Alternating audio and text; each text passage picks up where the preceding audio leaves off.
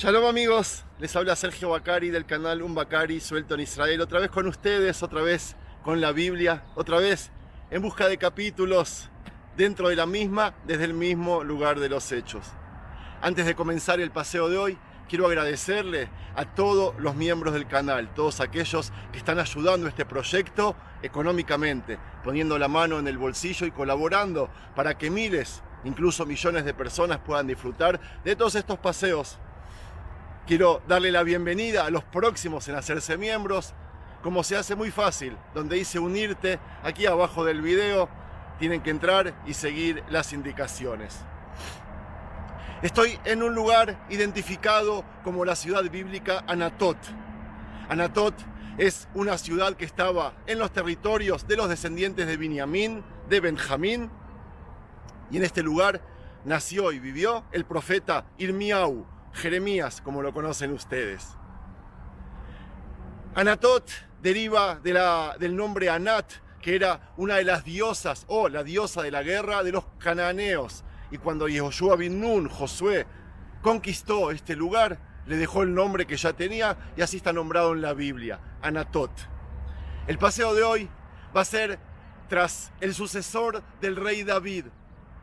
Si bien todos sabemos que fue su hijo Shlomo, Salomón, lo que no todos saben es cómo fue todo ese proceso y que no fue para nada fácil. Este lugar también está involucrado y por eso quiero hacer ese relato especialmente desde aquí.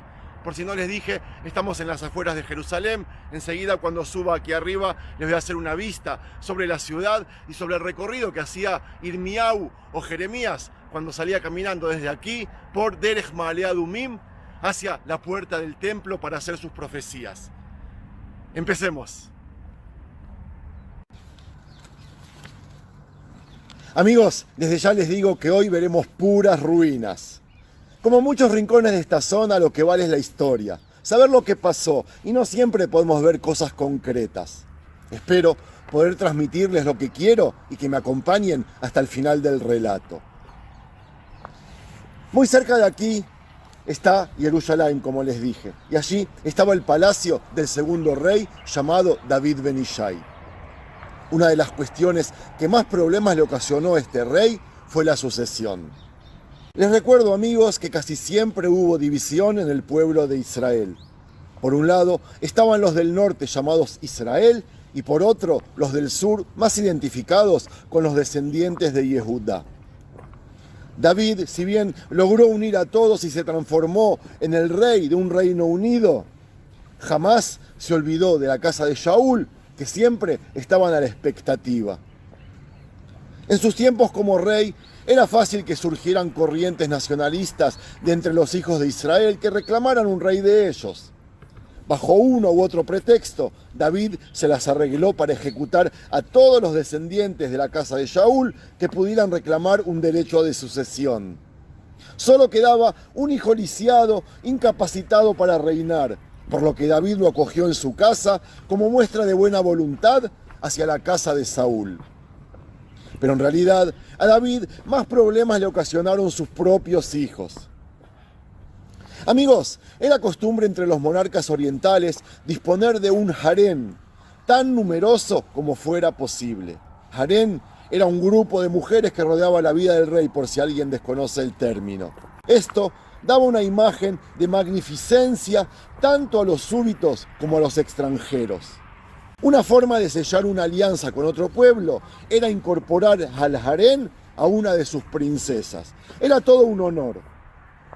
El problema era que las distintas mujeres rivalizaban entre sí y todas trataban de que sus hijos gozaran de mayores privilegios frente a los de las demás. Particularmente delicada era la cuestión de cuál de ellos heredaría el trono. Era frecuente que cuando el rey moría, uno de los hijos matara a sus hermanos, evitando así toda disputa por la sucesión. Una jugada inteligente podía ser matar a la vez tanto al rey como a todos sus hermanos, mientras estos estaban desprevenidos esperando la muerte de su padre. La monarquía de Israel era joven, pero cayó en todos estos tópicos. Vayas Avshalom כדבר הזה לכל ישראל אשר יבואו למשפט אל המלך. Veiganeb Absalom et Evan Shei Israel. El hijo favorito de David era Absalom, quien fue gradualmente ganando partidarios hasta que en el año 970 a.C.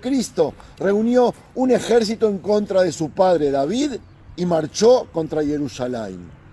David fue cogido por sorpresa, pero seguía siendo un buen estratega. En lugar de resistir un asedio en la capital, que hubiera sido humillante, logró escabullirse, huyó al otro lado del Jardén, organizó a todas las tropas leales de que pudo disponer y volvió a Jerusalén, donde no tuvo ninguna dificultad en aplastar a su inexperto hijo. David ordenó capturarlo vivo, pero Yoab ben Zuriá, el jefe del ejército, consideró más prudente matarlo. Después vamos a entender por qué. Besham nikra ish Belial ushmo Sheva ben Bichri ish Yemini. Beitka beshofar vayomer en la nujelet bedavid belona halat lanu bebenishai ish le Eloab Israel. La crisis alentó a los hijos de Israel descontentos con un rey de Yehudá. Un hijo de Binyamin, un benjamita llamado Sheva, encabezó un alzamiento que David sofocó con relativa facilidad. Aunque el rey demostró por segunda vez tener las riendas bien sujetas, lo cierto es que estas rebeliones mostraban que su gobierno no estaba tan bien afirmado como él había pretendido. El rey David, en el año 961 a.C., estaba ya próximo a la muerte, y las tensiones de la sucesión eran mayores que nunca. Al parecer, David había designado como heredero a Adoniahu, su hijo mayor, tras la muerte de Absalom. Adoniahu contaba con el apoyo de Joab y con Abimelech, el Cohen o el sacerdote. Sin embargo, la esposa favorita de David era Bathsheba, la cual gozaba de cierta influencia necesaria para intrigar en favor de su hijo, que se llamaba Shlomo. Ella se ganó el apoyo del general Bnayahu, que sin duda vio la posibilidad de sustituir a Joab, y también la confianza del Cohen Tzadok, que vio la posibilidad de sustituir a Abimelech. Al parecer, Adoniahu se vio prácticamente coronado rey, y antes de la muerte de su padre ya lo celebró con un banquete. Pero la reina jugó bien sus cartas. Ella, Bnayahu y Tzadok afirmaron que David les había expresado en su lecho de muerte su voluntad que su sucesor fuera Shlomo.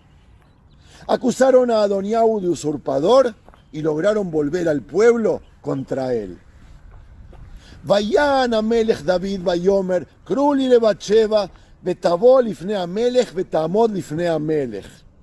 Veishva Amelech Vayomer, Chai Adonai asher pada et nafshi mikol tzara. כי כאשר נשבעתי לה ואדוני אלוהי ישראל לאמור כי שלמה בנך ימלוך אחריי והוא יישב על כיסא תחתיי כי כן אעשה היום הזה. ותיכון בת-שבע אף עם ארץ ותשתחו למלך ותאמר יחי אדוני המלך דוד לעולם. Apenas Shlomo fue nombrado como rey de Israel, falleció el rey David. El nuevo rey tenía que actuar y muy rápido si querría conservar su nuevo título. Su primera misión fue la de intentar borrar la amenaza de su hermanastro. A Adoniahu y Joab el rey ordenó a matar y a Ebiatar a Cohen decidió perdonarlo por su fidelidad hacia su padre. En vez de matarlo, hizo lo que se hacía en esos tiempos con los que mataban o asesinaban, que les conté desde Kiriat Arba, y le dio un refugio en este mismo lugar, en Anatot. Y les leo: Uleviatar a Cohen amar Amelech, Anatot leja el sadeja ki ish mavet ata. Ubayom hazeh lo amiteja ki nasata et Aron Adonai lifnei David avi, וכי התענית וכל אשר התענה אבי. ויגרש שלמה את אביתר מהיות כהן לאדוני, למלא את דבר אדוני אשר דבר אל בית אלי בשילה. A partir de ese momento, el Cohen Agadol o el sumo sacerdote dejó de venir de la dinastía de los descendientes de Elia Cohen, aquel que crió al profeta Shmuel y tuvo un trágico final, y pasó en manos de los descendientes de los hijos de Tzadok. Ebiatar, que pertenecía a los primeros, era descendiente de Elia Cohen, y ese fue parte del castigo del nuevo rey Shlomo. Ebiatar construyó aquí en Anatot su casa y vivió hasta dejar este mundo. El profeta Irmiau nació también aquí siglos más tarde y es descendiente de esta dinastía de Ebiatar, que aunque era Cohen y lideraba los trabajos de Dios, aquella decisión de Shlomo hizo que Irmiau no fuese sumo sacerdote, pero sí que su familia fuese Cohen, que vivía en esta ciudad levita y que podría trabajar en el templo de Jerusalén. Amigos, y ya que me quedó tiempo, quiero hablar un poco sobre este profeta Irmiau. Irmiau servía en un momento de gran reforma espiritual y nacional inaugurada por el profeta Yoshiau, que les relaté alguna vez.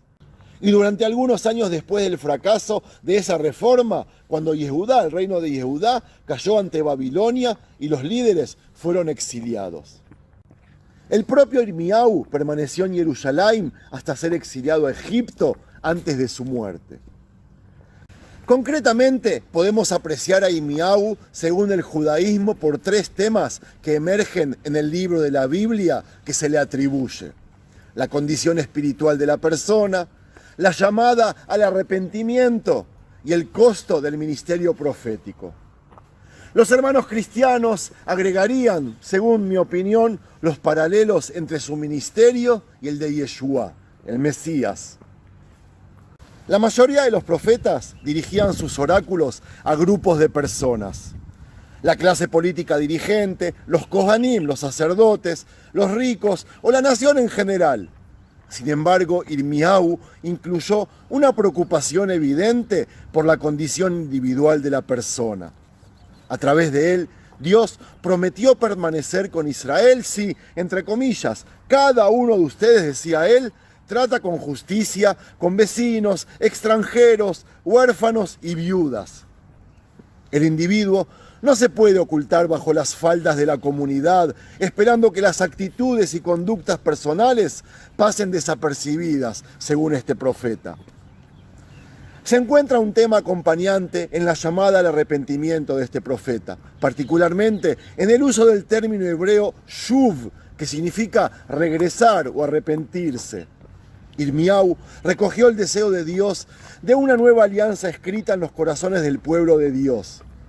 Con una renovada relación que se caracteriza por la misericordia y el perdón, Israel no solo regresaría a Jerusalén después del exilio, sino que estaría regresando a Dios. Irmiau, como muchos otros profetas antes y después de él, sabía que hablar en nombre de Dios era un trabajo ingrato.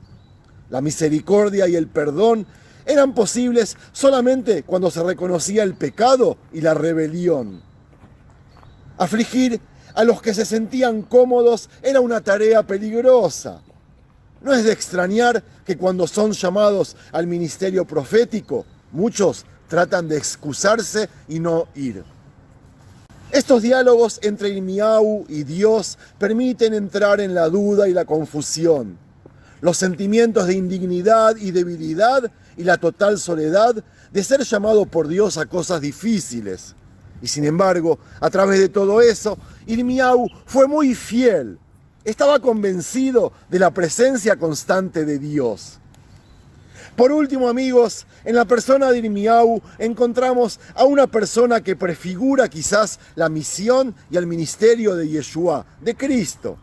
Ambos descubrieron que un profeta no era bienvenido en su propia tierra, que serían comunes las conspiraciones contra ellos y que incluso frente al deseo de Dios de salvar, la gente a menudo daría la espalda a un mensaje de liberación o de redención. En la persona de este profeta encontramos la integridad y la vulnerabilidad que se requiere a todos los que buscan hacer la voluntad de Dios. y en el mensaje de Jeremías encontramos al Dios que voluntariamente camina incluso a través de la destrucción de los sueños nacionales para formar un pueblo que le pertenece a Dios. Listo, amigos, espero que hayan disfrutado del lugar y del relato. Me despido hasta el próximo paseo. Con la Torá será el próximo sábado y con la Biblia el próximo domingo. Shalom. Shalom, soy Nitza Aragón, te saludo desde Nicaragua. Si te ha gustado el video, déjanos un like.